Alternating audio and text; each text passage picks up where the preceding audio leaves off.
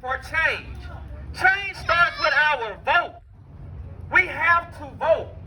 We have to vote. We have to vote. If you want your voice to be heard, you have to vote. Now, I see you're here today supporting Mark Jones. What do you see that he should do for the community if he is elected as the district attorney here? Oh yeah, Mark Jones knows exactly what's going on. Mark Jones is super involved with the community. He's a personal friend of mine, personal partner of mine as well.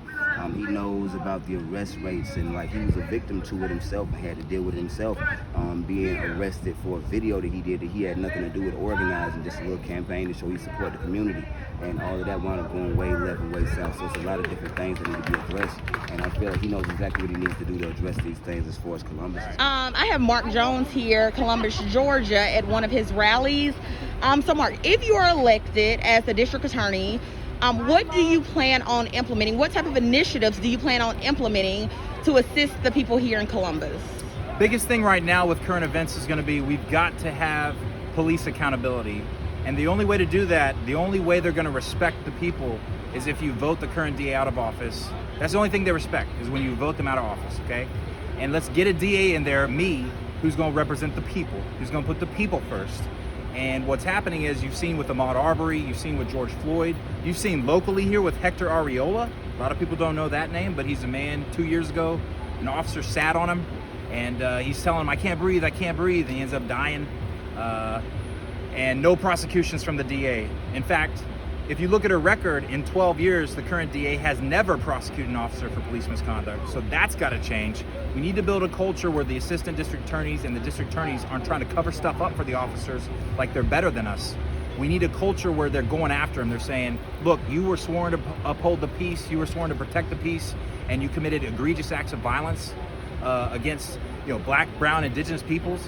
And that's got to stop. So we got to change that. Second thing is going to be we've got to get that jail backlog under control.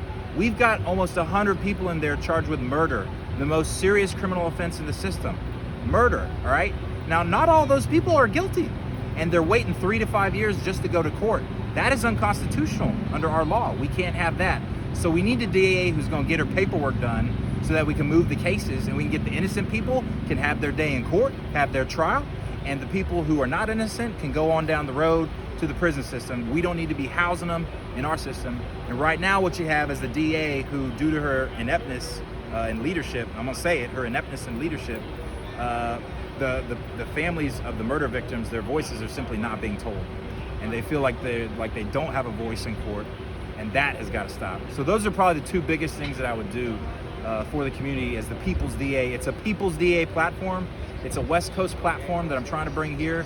It's just more open-minded, it's more efficient, but it's still helpful and it's still powerful to address those serious violent felonies that we're all concerned with. Continue to use your voice to evoke change.